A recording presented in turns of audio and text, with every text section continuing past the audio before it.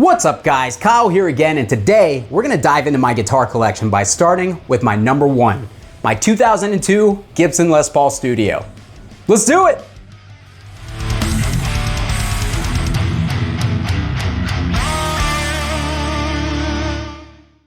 Alright guys, hope you're doing great out there today. If this is your first time here at my channel, my name is Kyle, and what I do is I take awesome guitars, amps, guitars, more amps and guitars. I record them with a simple SM57 setup, and I give you the unprocessed audio on your end. Wow! So if you're into E standard thrash riffs, drop C hardcore riffs, and dudes that can barely function as a human being, you're in the right place. Consider hitting the like button and subscribing on the way out so you don't miss any more of my stuff. Thanks! Alright guys, so a lot of you have asked me about my guitar collection, about specific guitars that I have put into my amp demo videos and everything, and we just don't really dive into guitars that much on this channel, and I would kind of like to change that, because for as much of a guitar amp nerd that I am, I also love guitars, and I have a ton of guitars. And for me, guitars are a little bit more personal than amps because you can make them your own much more than an amplifier. So with that being said, this is going to be the first episode in a series where I document my guitar collection, kind of run you through some of my favorite guitars, some that I've had here for a long time, and the stories behind them, what I've done to them as far as modifications and everything. So what better way to start this series off than by starting with my favorite guitar in my collection, and also my oldest guitar, meaning the guitar that I've owned for the longest, my 2002 Gibson Les Paul Studio. This guitar has been basically destroyed at this point. It came to me with some wear on it already. It came to me with a broken headstock, and I went ahead and broke the headstock again on this thing. So it really has been through a lot with me for the longest time. This was my main guitar. This was the guitar that I used for every show, for every practice, for every recording that I did. So this thing has a long backstory with me, and it really means a lot to me. So I'm really happy to kind of be able to put a spotlight on it, because this guitar, still to this day, in my opinion, is my best sounding guitar. I absolutely love this thing. So we'll start off when I bought it. When I bought this guitar, I was going through a rough financial time, like I have told you guys on my channel before. Went through some stuff, had to sell off the majority of my guitar collection, and that included my first ever Les Paul Studio, which was basically the exact same thing as this. It was a 2003, but it was the same finish, looked pretty much identical, and I had to sell it because I needed money at the time, and I went all the way down to a couple of cheap guitars and a 6505 and a Triple X, and that was pretty much all that I owned as far as gear went. Now, I started to get the itch for another Les Paul after playing with a younger band called Queensway, which a lot of you guys probably know if you're in the hardcore scene, because they kind of blew up. But at the time, they were a younger band, they were just getting started, and Jack, their guitarist, had just gotten an LPJ when they came to Erie and played a show with one of my bands, and it just looked super cool. His guitar tone sounded great, and we nerded out about guitars together, and it really just made me want to find another Les Paul. So the next day, I went into my local music store, World of Music, and this just happened to be hanging on the wall. Lucky me, right? So this was up for 600 bucks.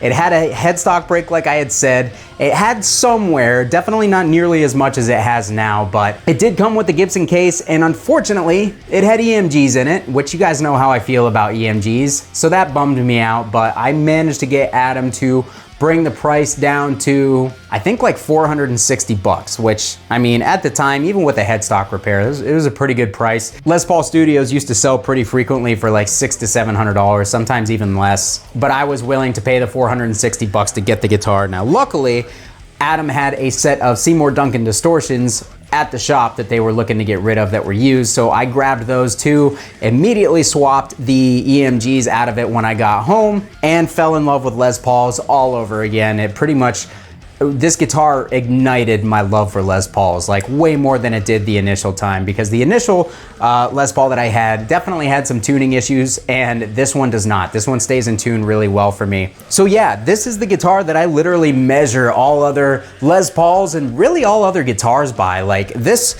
sounds the best to me still to this day. And if a guitar can't at least hang with this guitar in the tonal department, like if I plug in a guitar and then plug in this afterwards and I just feel like bummed out about the tone that I had before plugging this in, that usually means that either I need to change the pickups in that guitar or I need to move it along, because I'm probably not gonna play it knowing how much better this guitar sounds. So this guitar has ruined a lot of other Les Pauls for me for that exact reason. I have had a lot of nice standards and traditionals and classics that have just gone because they couldn't compete with how good this guitar sounds. Now, a couple of things that I've done to this. When I got it, like I said, I gutted all the electronics because it had EMGs in it, and instead of putting stock Gibson electronics back in it, I put 525K CTS pots in it with a tight tolerance. So all 4 of these pots in here are 525K. That brightens the guitar up. Stock pots, volume pots on a Gibson guitar are typically 300K, and if you measure them, they're usually closer to 250. So that actually